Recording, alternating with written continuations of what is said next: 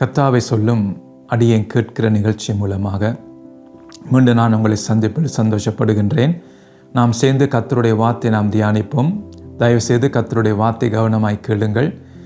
பாருங்கள், இந்த கடைசி காலங்களிலே கர்த்தர் தன்னுடைய ஜனத்துக்கு எச்சரித்து அவளை ஆயத்தப்படுத்துவது தான் ஆவியானவர் நம்மோடு பேசி கொண்டிருக்கிறார். ஆகவே நான் கடந்த முறை நாங்கள் எப்போ ஒரு குடும்பம் உலக காரியத்துக்கு முதலிடம் கொடுத்து உலக காரியங்களை தேடுகிறதோ, முதலாவது அதை தேடுகிறதோ, பாருங்கள், அந்த குடும்பங்களில் வருகிற விபரீதங்களை தான் நாங்கள் பார்த்து கொண்டு வரோம். முதலாவது நாங்கள் பார்த்தோம் எரேமியா 2ஆம் அதிகாரத்திலே.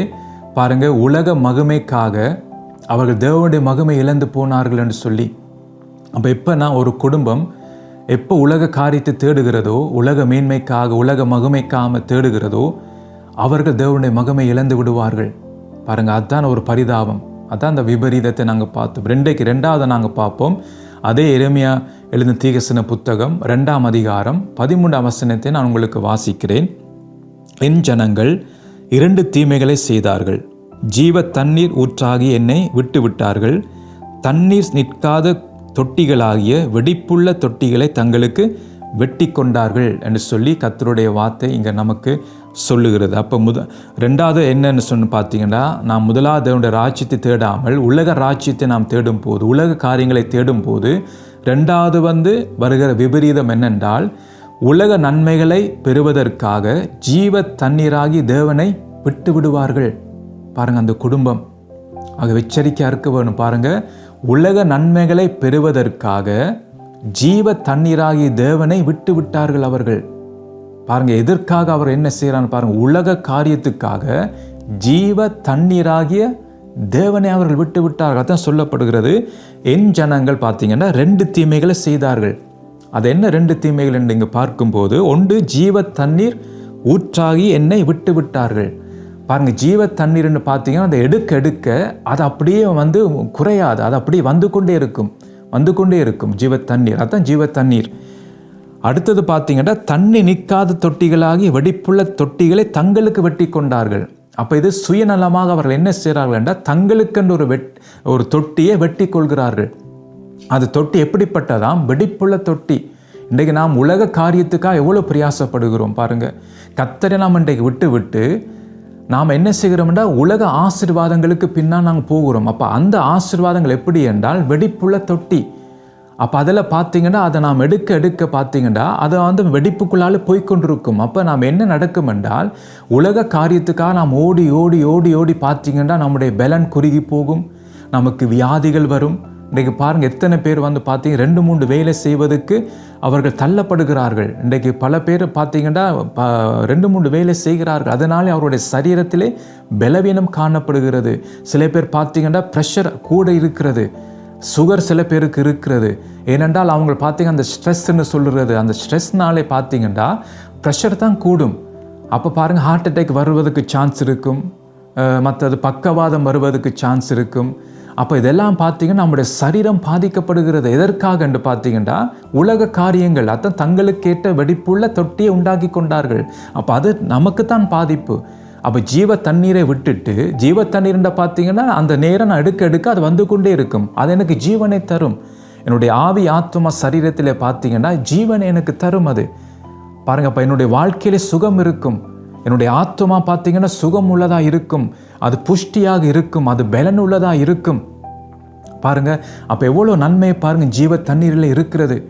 பாருங்க, அந்த ஜீவ தண்ணீரை நாம் என்ன செய்துட்டோம் என்றால், அதோடைய ஜீவ தண்ணீருடைய தன்மையை நாம் உணராமல், ஜீவ தண்ணீர் என்னுடைய வாழ்க்கையில் என்ன செய்யும் என்று நமக்கு உணராமல் நாம் என்ன செய்கிறோம் என்றால், உலக தண்ணீர், அதாவது உலக வெடிப்புள்ள தொட்டியை நாம் உண்டாக்கி கொண்டோம் என்ற நான் நினைச்சோம் அதுதான் நமக்கு நன்மை என்று. அதை நாம் வெட்டி அதுக்கென்று நான் செய்தால் எனக்கு நன்மையாக இருக்கும் என்று சொல்லி நாம் என்ன செய்கிறோம் என்றால், வெடிப்புள்ள தொட்டியை நாம் உண்டாக்கி கொண்டோம். அதான் இங்கே ஆண்டவர் சொல்லுகிறார், தண்ணீர் நிற்காத தொட்டிகளாகிய வெடிப்புள்ள தொட்டிகளை தங்களுக்கு வெட்டி கொண்டார்கள். அப்போ அங்கே தண்ணி நிற்காது. அப்போ தண்ணி நிற்காட்ட என்ன நடக்கும்னா, தண்ணி ஊற்றிக்கொண்டே இருப்போம். அதில் நாம் ஊற்றிக்கொண்டே இருக்காத சைட்டால் போய்கொண்டு இருப்போம். அப்போ இன்றைக்கு பாருங்கள், எத்தனை பேர் பணம் சம்பாதிக்கிறார்கள், ஆனால் அது வீட்டில் தங்குவதில்லை. ஏதாவது பிரச்சனை வருகிறது, எக்ஸ்ட்ரா செலவு வருகிறது. அப்போ பார்த்தீங்கன்னா அவங்க உழைக்கிறாங்க, இன்னொரு பக்கம் கொடுத்து கொண்டே இருக்கிறாங்க. ஏண்டா வெடிப்பு. அப்போ அவங்க உலக காரியங்களுக்கு பாருங்கள் பிரயாசப்படுகிறார்கள் தான். மற்றவர்களை பார்த்து அவர்கள் வீடு வாங்கிட்டார்கள் என்றால் இவர்களும் ஒரு வீடு வாங்குவதற்காக அவர்கள் அதுக்கேற்ற வருமானம் இருக்காது, ஒரு வீடு வாங்குவதுக்கேற்ற வசதி இருக்காது. ஆனால் எப்படியாவது வீடு வாங்க வேண்டும் என்று சொல்லி அவர்கள் பார்த்தீங்கன்னா தங்களுக்கு வெடிப்புள்ள தொட்டியை உண்டாக்குவார்கள். அப்போ அதனாலே பார்த்தீங்கன்னா அவர்கள் லோன் கட்ட முடியாதபடிக்கு வரும் காலங்களிலே அவர்கள் தவிப்பார்கள். அவங்களோட குடும்ப வாழ்க்கையை பார்த்தீங்கன்னா ஒரு கஷ்டமான சூழ்நிலையில் அந்த குடும்பம் போய்கொண்டிருக்கும். என்ன செய்வது ஏது செய்வதுன்னு தெரியாத சூழ்நிலையில் இருப்பார்கள். அப்போ அவர்கள் என்ன செய்யலாம், தங்களுக்கு கேடு உண்டாக தங்களுக்கே அவர் வெடிப்புள்ள தொட்டி உண்டாக்கி கொண்டார்கள், அந்த தண்ணி நிற்காத தொட்டி உண்டாக்கி கொண்டார்கள். அதனால் அவங்களுடைய குடும்ப வாழ்க்கையில் பாதிப்பு உண்டாகிறது. அவங்க குடும்ப வாழ்க்கையில் பார்த்தீங்கன்னா விபரீதம் காணப்படுகிறது. அப்போ இதெல்லாம் என்னதுக்குன்னு பார்த்தீங்கன்னா அவர்கள் தங்களுக்கு ஆண்டவருடைய ஜீவ தண்ணீராகிய தேவனை விட்டு தாங்களாவே முடிவெடுக்கிறது, தாங்களாக தீர்மானம் எடுக்கிறது. இன்றைக்கி பாருங்கள் எவ்வளோ குடும்பங்களிலே பாருங்கள் பலவிதமான தீர்மானம் எடுக்கிற சூழ்நிலைக்கு வருகிறோம் தான். ஏதாவது தீர்மானம் எடுக்க வேணும், ஆனால் அதை எப்படி எடுக்கிறோம்னு தான் முக்கியம். இன்றைக்கு எனக்கு வசதி, சில பேர் பார்த்தீங்கன்னா வசதியை கேட்டு விதமாக தீர்மானம் எடுப்பார்கள். சில பேர் மூன்றாவது நபரை நம்பி தீர்மானம் எடுப்போம். அவங்க சொல்லுவாங்க, நீங்கள் செய்யுங்க பிரதர், ஆனால் உங்களுக்கு கூடவே இருக்கிறோம், நாம் உங்களுக்கு உதவியாக நாங்கள் இருப்போம், உங்களுக்கு ஒத்துழைப்பாக நாங்கள் இருப்போம், நீங்கள் செய்யுங்க அப்படின்னு சொல்லி உற்சாகப்படுத்துவாங்க. அப்போ அவர்களும் என்ன செய்வார்கள், அவர் சொன்ன சொல்லை நம்பி அந்த தீர்மானங்கள் எடுப்பார்கள். பாருங்கள், அப்போ பிரச்சனை வரும்போது பார்த்தீங்கன்னா சொன்னவரை காண முடியாமல் இருக்கும். பாருங்கள், அப்போ அதனால் அவர் பாதிப்பு வருகிறது. இன்றைக்கு இப்படி பல பேர் பாதிக்கப்பட்டிருக்கிறார்கள். உலக ரீதியாக பல தீர்மானங்களை எடுத்து ஒரு பிஸ்னஸை ஆரம்பித்து மற்றவர்களை நம்பி ஒரு பிஸ்னஸை தொடங்கி பாருங்கள், இப்படி பல பேர் பார்த்தீங்கன்னா கீழே விழுந்து போய் இருக்கிறார்கள். பாருங்கள், எவ்வளோ பல பேர் திகைத்து இருக்கிறார்கள், என்ன செய்வதுன்னு தெரியாமல். அதுக்கு என்ன காரணம் தெரியுமா? தங்களுக்கே அவர்கள் வெடிப்புள்ள தொட்டியை உண்டாக்கி கொண்டார்கள். ஜீவ தண்ணீராகி தேவனிடத்தில் போய் ஒரு வார்த்தை கேட்கவில்லை என்று அவர்கள் எதை சார்ந்திருந்தார்கள்? தங்கள் பலத்தை சார்ந்திருந்தார்கள், தங்களுடைய ஞானத்தை சார்ந்திருந்தார்கள், தங்கள் பணத்தை சார்ந்திருந்தார்கள், தங்கள் அனுபவத்தை சார்ந்திருந்தார்கள், தங்களுக்கு இருக்க அந்த படிப்பை சார்ந்த தீர்மானங்கள் எடுத்தார்கள். அல்லது மூன்றாவது நபர்களை கேட்டு அவர்களை சார்ந்து தீர்மானம் எடுத்தார்கள். அப்போ அதனாலே வருகிற விபரீதங்களை பாருங்கள், என்ன பாதிப்புக்குள் அவர்கள் கடந்து போகிறார்கள் என்று சொல்லி பாருங்கள். அதாங்க ஆண்டவர் சொல்ல, 2 தீமைகள் செய்தார்கள். ஒன்று, ஜீவ தண்ணீராக என்னை விட்டு விட்டார்கள். நான் தான் ஜீவன் கொடுக்கிறவர். ஆண்டவர் சொல்றார், ஜீவ தண்ணீர் அவர் தான். பாருங்கள், நம்முடைய வாழ்க்கையிலே இதுவரைக்கும் நடத்தினவர் அவர் தான். நாம நம்முடைய பிரயாசத்தினால் அல்ல, நம்முடைய பலத்தினால் இதுவரைக்கும் நான் நடந்து வரல. இவ்வளோ ஆண்டுகள் நடத்தி வந்தது, ஒவ்வொரு நாளும் நடத்தி வந்தது கர்த்தர். நாம் நினைக்கலாம், ஏதோ நான் பிரயாசப்பட்டேன், நான் பிரயாசப்பட்டதனால் தான் இவ்வளவு நான் சம்பாதித்து இந்த காரியங்களை நான் செய்தேன் என்று நாம் நினைக்கலாம். சில பேர் சொல்லுவார்கள், சில பேர் இருதயத்தில் நினைப்பார்கள். அப்போ அதான் கவனமாக இருக்க வேண்டும். பாருங்க, அப்போ எல்லாம் கர்த்தராலே தான் நமக்கு உண்டானது.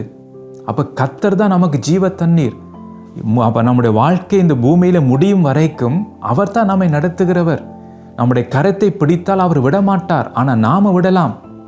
உலகத்து பின்னால் போனோம்னா கொஞ்சம் கொஞ்சமாக கர்த்தருடைய கரத்தை விட்டுருவோம், உலகத்தை பிடித்து கொண்டிருப்போம். ஆனால் கர்த்தர் விடமாட்டார், ஆனால் நாம் விட்டு விடுவோம். எதுக்காக? அதான் போனோம், உலக மகிமைக்காக கர்த்தருடைய மகிமை நாம் விட்டுக்கிறோம். ஆனால் கர்த்தருடைய மகிமை நமக்குள் இருந்தால் அவர் நம்மை நடத்தி செல்வார்.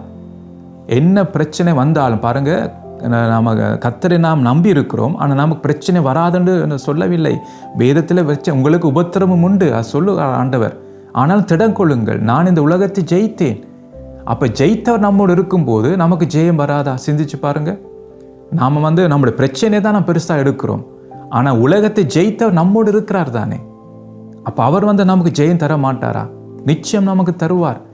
அப்போ ஜீவ தண்ணீராகிய இயேசுவை தேவனை நாம் பிடித்து கொண்டிருக்கணும்.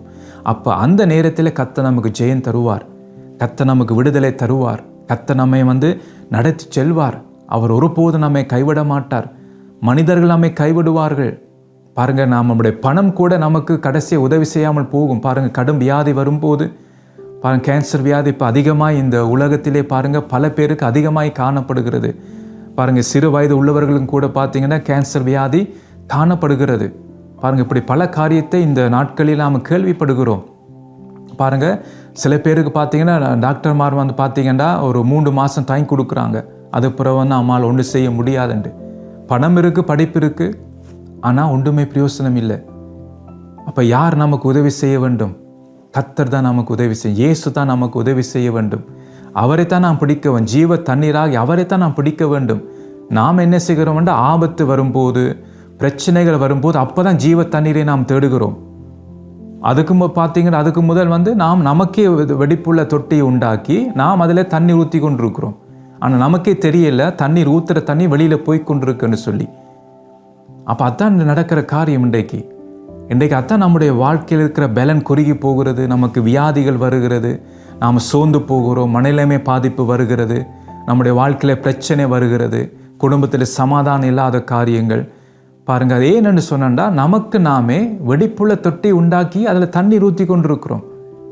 ஆனால் ஜீவ தண்ணீர் பார்த்தீங்கன்னா சொல்லப்பட்டிருக்கு, ஜீவ தண்ணீர் ஊற்றென்றா அது வந்து கொண்டே இருக்கும். அதில் எல்லாரும் பார்த்தீங்கன்னா குடும்பத்திற்கு எல்லாரும் அது ஒவ்வொரு முறையும் தண்ணி குடித்து கொண்டே இருக்கலாம், திருப்தியாக குடித்து கொண்டு இருக்கலாம். என்ற ஊற்று அது வந்து கொண்டே இருக்கும், அதில் குறைச்சலே இருக்காது. அத்தான் இயேசுவை நாம் பிடித்தோம் என்றால் நம்முடைய வாழ்க்கையில் எந்த குறைச்சலும் வராது. நான் அடித்து நான் உங்களுக்கு சொல்ல முடியும். அது என்னுடைய வாழ்க்கையில் அதான் நான் கண்டு கொண்டேன். கர்த்தருடைய கரத்தை நான் பார்க்குறேன் ஒவ்வொரு முறையும். இப்போ நான் கர்த்தரை நான் பிடித்து கொண்டே தான் இருக்கிறேன். நான் சூழ்நிலையை நான் பார்ப்பது இல்லை. சூழ்நிலை மோசமாக போனாலும் கர்த்தரை தான் பிடித்து கொண்டிருக்கிறேன் என்ற அவர் தான் என்னுடைய குடும்பத்துக்கும் என்னுடைய தனிப்பட்ட வாழ்க்கைக்கும் அவர் தான் ஜீவ ஊற்று. அப்போ எனக்கு நானே பிரச்சனையை நான் தீர்வு காண போனேன் என்றால் அது வெடிப்புள்ளது. அப்போ பாருங்க, மனுஷரை நம்பிக்கொண்டு அவர்களை நம்பிக்கொண்டு அப்போ நான் என்ன செய்கிறேன்டா வெடிப்புள்ள தொட்டி உண்டாக்குகிறேன். அதால் எந்த நன்மையும் வராது. அதால் நமக்கு தான் பாதிப்பு வரும், நம்முடைய குடும்பம் தான் பாதிக்கப்படும், என்னுடைய வாழ்க்கை தான் பாதிக்கப்படும். அதற்காக தான் கவனமாக இருக்க வேண்டும். பாருங்க, அப்போ ஜீவ ஊற்றாகிய நம்முடைய தேவனை நாம் விட்டுவிடக்கூடாது. அப்போ தான் கர்த்தருடைய வார்த்தை சொல்லுகிறது.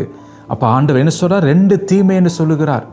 ஒன்று ஜீவ தண்ணீர் விடுவதும் தீமை, மற்றது ஜீவ தண்ணீர் விட்டுட்டு எனக்கென்று வெடிப்புள்ள தொட்டி உண்டாக்குறதும் தீமை. அதாவது கர்த்தரை விட்டு நானாகவே செயல்படுவது, நானாகவே தீர்மானங்கள் எடுப்பது, நானாகவே என்னுடைய வாழ்க்கையை நடத்துவது, நானாகவே என் குடும்ப சூழ்நிலைக்கு ஏற்ற விதமாக தீர்மானங்கள் எடுத்து நான் செயல்படுவது, அதுவும் தீமை கர்த்தருடைய பார்வையிலே. அதான் சொல்லப்படுகிறது, ஒன்று ஜீவ தண்ணீரை விட்டு விடுகிறேன், இன்னொன்று எனக்கென்று நானாகவே பார்த்தீங்கன்னா சுயநலமாக முடிவுகளை எடுத்து செயல்படுகிறேன். அதான் சொல்லுகிறார். ஸோ மிச்ச காரியத்தை நாளைக்கு நாங்கள் பார்ப்போம். நாளைக்கு நான் மீண்டும் உங்களை சந்திக்கிறேன்.